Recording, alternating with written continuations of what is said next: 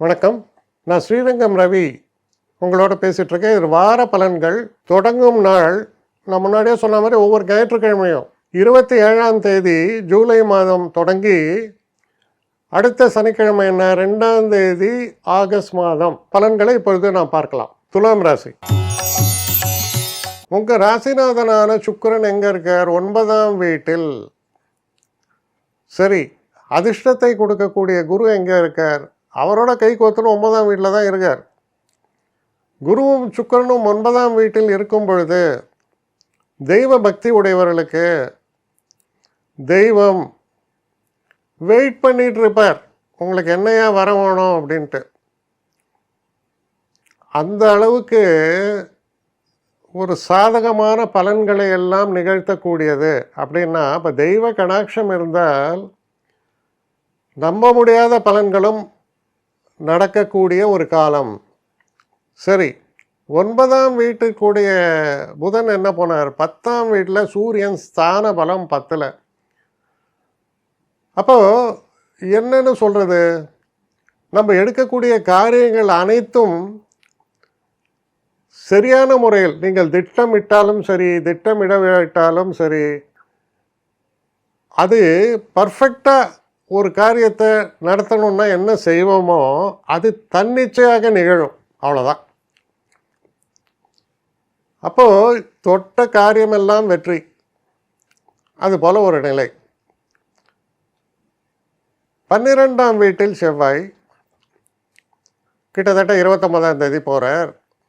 அப்போ செவ்வாய் சந்திரன் எல்லாம் 12ஆம் வீட்டில் போய் உட்கார்றாங்க. சயனஸ்தானம் செவ்வாய். கொஞ்சம் தேவையில்லாத செலவுகளும் ஏற்படும் அப்படின்னு தான் சொல்லணும்.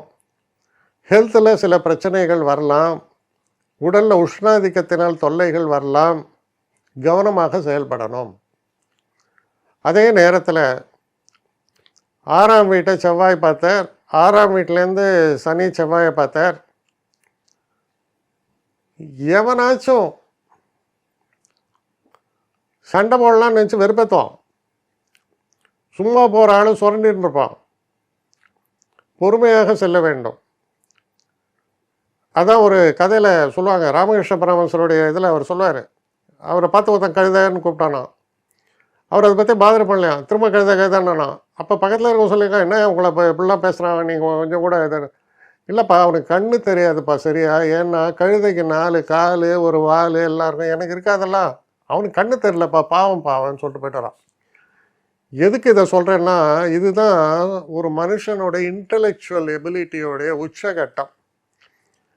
அது மாதிரியான எபிலிட்டி உங்கள்கிட்ட இருக்குது.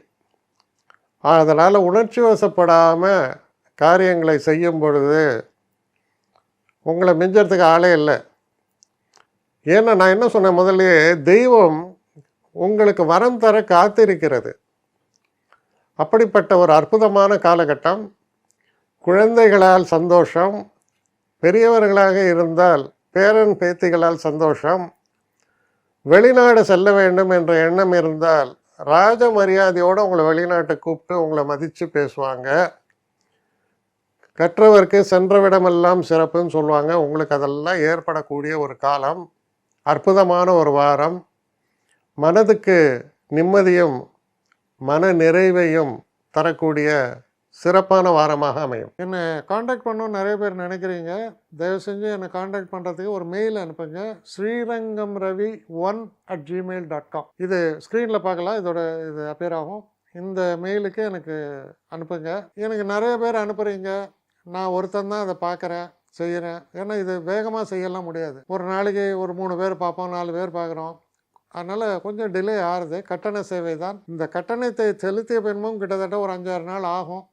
சில பேர் நினைக்கலாம் கட்டணத்தை செலுத்தின உடனே அடுத்த நாளே பார்க்கணுன்ட்டு. அப்படி என்னால் முடியல. கொஞ்சம் பொறுமையும் நிதானமும் தேவையும் இருப்பவர்கள் நிச்சயமாக காண்டாக்ட் பண்ணுங்கள். என்னுடைய பெஸ்ட்டு சர்வீஸு உங்களுக்கு கண்டிப்பாக உண்டு. வணக்கம்.